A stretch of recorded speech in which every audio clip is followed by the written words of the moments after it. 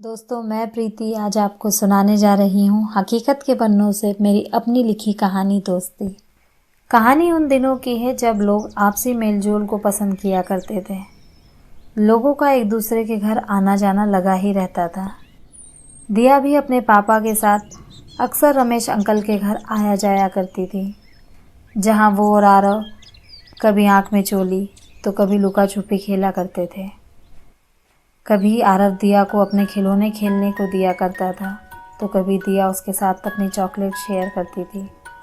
महज 8 साल की ही तो उम्र थी दोनों की। इतनी छोटी सी उम्र में दोनों एक दूसरे के एकदम खास दोस्त यानी बेस्ट फ्रेंड बन गए थे। आज भी दोनों हमेशा की तरह खेल रहे थे। दिया, चलो बेटा, अब घर चलना है। हाँ पापा, आती हूँ। अच्छा Aarav, bye bye. Bye bye दिया।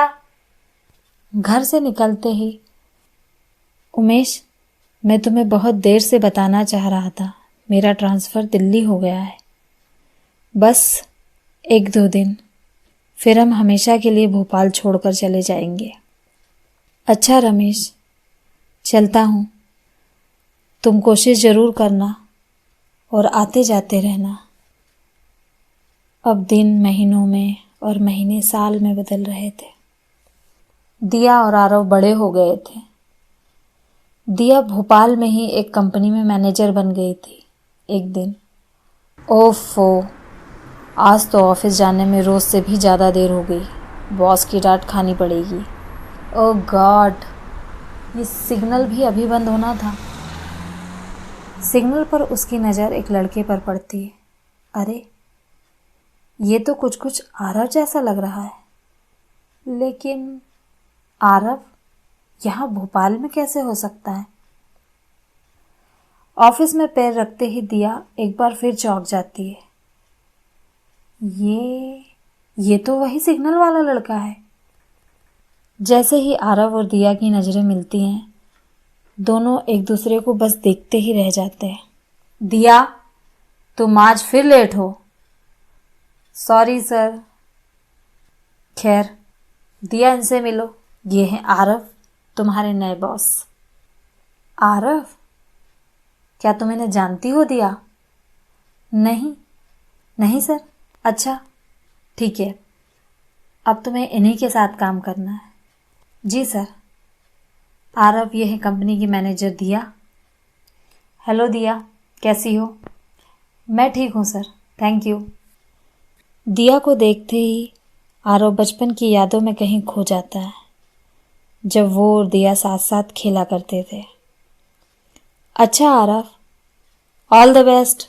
अब मैं चलता हूँ। जी खुराना जी, आते रहिएगा। दिन भर काम में कब निकल गया आरव को पता ही नहीं चलता है।